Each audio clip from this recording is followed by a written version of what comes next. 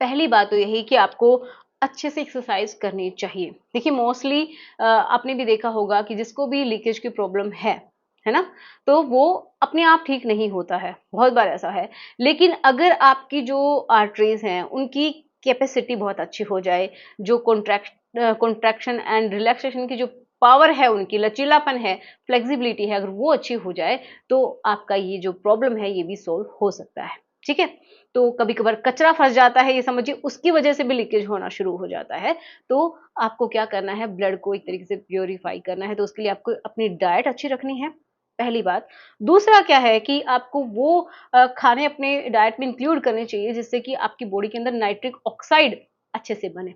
जैसे कि आप चुकंदर का इस्तेमाल कर सकते हैं, एक मॉडरेट अमाउंट में, है ना?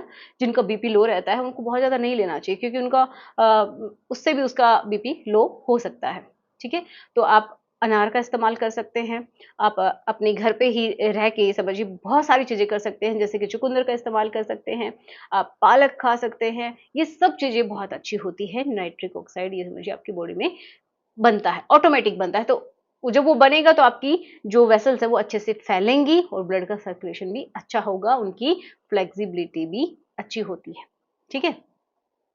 तो इतना मानिए कि जब हमारा ब्लड का फ्लो अच्छा होता है ना, तो जो भी इम्प्योरिटीज़ हमारे ब्लड के अंदर है, वो चली जाती हैं फ़िल्टर होने के लिए हमारे किडनीज़ के पास, ओके?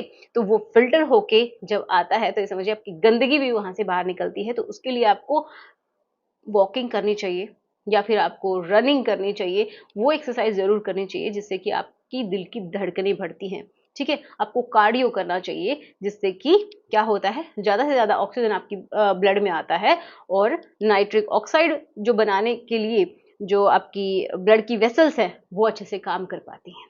ओके। और एक और बहुत इंपॉर्टेंट बात कि आपको नाक से सांस लेना है, बस इतना ही तो करना है।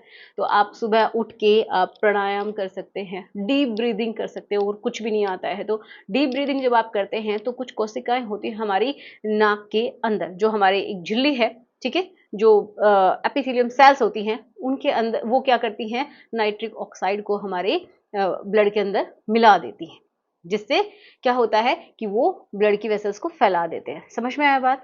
तो अगर ऐसा होता है ना, तो भी आपका इस पार्ट में कोई भी कमी नहीं आएगी।